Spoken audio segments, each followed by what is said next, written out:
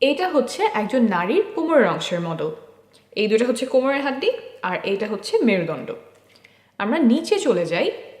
এই ওপরে যে ছোট্ট ছিদ্রটা দেখতে পাচ্ছেন, এইটা হচ্ছে প্রস্রাবের রাস্তা, এদিক দিয়ে প্রস্রাব বের হয়। তার নিচে এই যে এই ছিদ্রটা দেখতে পাচ্ছেন, এইটা হচ্ছে যোনিপথের ছিদ্র। এখান দিয়েই মাসিকের রক্ত বের হয়, প্রসবের সময় এই রাস্তা দিয়েই বাচ্চা বের হয় এবং সহবাসের সময় এই রাস্তাতেই বীর্যপাত হয়। আর নিচে যেটা দেখতে পাচ্ছেন এটা হচ্ছে পায়ুপথ, এখান দিয়ে মল বের হয়। এখন আমরা চলে আসি ভেতরে কি আছে। সবচেয়ে উপরের ছিদ্রটা ছিল প্রস্রাবের রাস্তা, তাই আমাদের প্রস্রাবের রাস্তার পেছনে আছে মূত্রথলি। এখানে প্রস্রাব জমা থাকে, তারপর প্রস্রাবের রাস্তা দিয়ে বের হয়ে যায়। এখন আমরা আসবো যোনিপথের রাস্তার পেছনে কি থাকে। সন্তান ধারণ বোঝার জন্য এটাই সবচেয়ে গুরুত্বপূর্ণ। যোনিপথের পেছনে থাকে এই জিনিসটা, আস্তে আস্তে বোঝাই। এই যে দেখছেন ছিদ্রটা, এটাই হচ্ছে যোনিপথের ছিদ্র। এদিক দিয়েই রক্ত বের হয়, এদিক দিয়েই বীর্যপাত হয়, আবার এই রাস্তা দিয়েই বাচ্চা প্রসব হয়। তো এইখানে হচ্ছে আমাদের বীর্যপাতটা হয়। বীর্যপাত হওয়ার পরে শুক্রাণু এইখান থেকে চলে যায় জরায়ুতে। জরায়ুটা হচ্ছে এই জিনিসটা, এই যে এইটা হচ্ছে আমাদের জরায়ু। ভেতর থেকে কীরকম দেখা যায়, ভেতর থেকে এরকম দেখা যায়। আমি আরেকটা ভালো মডেলে এই যোনিপথ এবং জরায়ুটা দেখাচ্ছি। এই যে এটা একই, এই জায়গাটা, এইটা হচ্ছে আমাদের যোনিপথের ছিদ্র, এই দিক দিয়ে মাসিকের রক্ত বের হবে। ভেতর থেকে যদি আসি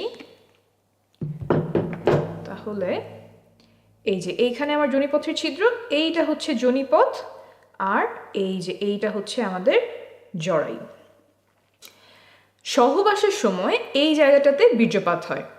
এইখান থেকে শুক্রাণু জরায়ুর মুখ এই পর্যন্ত পৌঁছাতে লাগে মাত্র কয়েক সেকেন্ড। এখন অনেকে আমাকে প্রশ্ন করেন যে সহবাসের পরে কতক্ষণ চিত হয়ে শুয়ে থাকতে হবে, পা উঁচু করে কতক্ষণ রাখতে হবে, কোমরের নিচে কয়টা বালিশ দিতে হবে, বা শুনেছি অমুক অবস্থানে সহবাস করতে হবে কিন্তু ওই অবস্থানটা আমার কষ্টদায়ক হয়।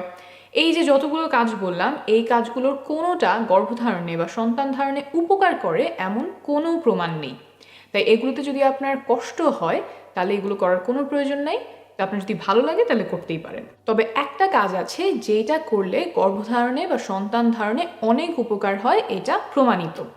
সেটা হলো সঠিক সময়ে সহবাস করা।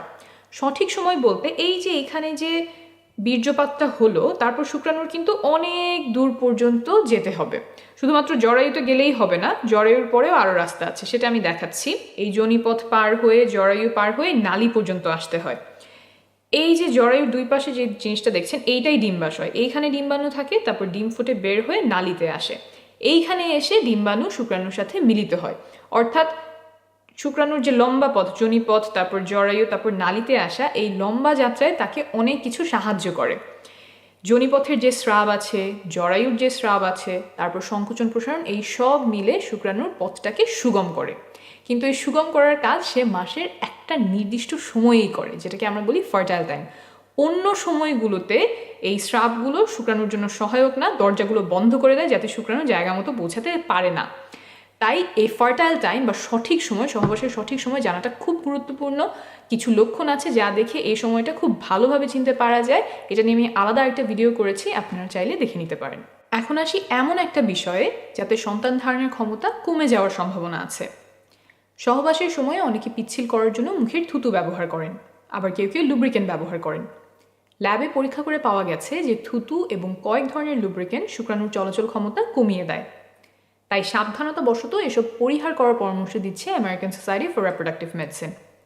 অর্থাৎ আপনি যদি থুতু ব্যবহার করেন সেটা আপাতত বন্ধ রাখলে ভালো হবে, আর যদি লুব্রিকেন্ট ব্যবহার করতে হয় তাহলে এই লেখাটা প্যাকেটের গায়ে দেখে কিনবেন। এসব ব্যবহার করলে যে গর্ভধারণের সম্ভাবনা বেড়ে যাবে তা কিন্তু নয়, বরং প্রয়োজন হলে ব্যবহার করতে পারেন। এখন বলি, ঘন ঘন বীর্যপাত করলে পুরুষের প্রজনন ক্ষমতা কমে যায় কিনা, সন্তান ধারণের জন্য কত ঘন ঘন সহবাস করার প্রয়োজন। একটা গবেষণায় দেখা গেছে যে প্রতিদিন সহবাস করলে সফল হওয়ার সম্ভাবনা সবচেয়ে বেশি থাকে, 37%। একদিন পর পর সহবাস করলেও সফলতার সম্ভাবনা কাছাকাছি থাকে, 33%। কিন্তু যদি সপ্তাহে একবার সহবাস করা হয় তখন সম্ভাবনা নেমে আসে মাত্র 15%। অর্থাৎ ঘন ঘন সহবাসে সফলতার সম্ভাবনা বাড়ে। প্রতিদিন বা একদিন পরপর চেষ্টা করলে সর্বোচ্চ সম্ভাবনা থাকে। অনেকের একটা ভুল ধারণা আছে যে ঘন ঘন বীর্যপাত করলে পুরুষের প্রজনন ক্ষমতা কমে যায়। অনেকদিন পর পর বীর্যপাত করলে বীর্য ঘন মনে হয়, সেখান থেকে এই ধারণা তৈরি হতে পারে। তবে প্রায় 10,000 বীর্যের স্যাম্পল নিয়ে করা একটা বড় গবেষণায় দেখা গেছে যে প্রতিদিন বীর্যপাতেও শুক্রাণুর সংখ্যা স্বাভাবিক থাকে। আমি নিচে রেফারেন্স দিয়ে দিব, আপনি নিজেই চেক করে নিতে পারবেন। মোট কথা, প্রতিদিন বা একদিন পরপর চেষ্টা করলে সর্বোচ্চ সম্ভাবনা থাকে। আর যদি ফার্টাইল উইন্ডো বা গর্ভধারণের সবচেয়ে সম্ভাবনাময় সময়টা খুঁজে বের করে তখন ঘন ঘন চেষ্টা করা যায়, তাহলে আরও ভালো। তবে সবার পক্ষে এসব শিডিউল মেনে চেষ্টা করা সম্ভব নয়, অনেকের জন্য সেটা উপযুক্তও হবে না। আপনি নির্ভরযোগ্য তথ্যগুলো জেনে রাখলেন, তারপর আপনার পরিস্থিতি অনুযায়ী যেটা ভালো হয় আপনি সেভাবেই সিদ্ধান্ত নেবেন।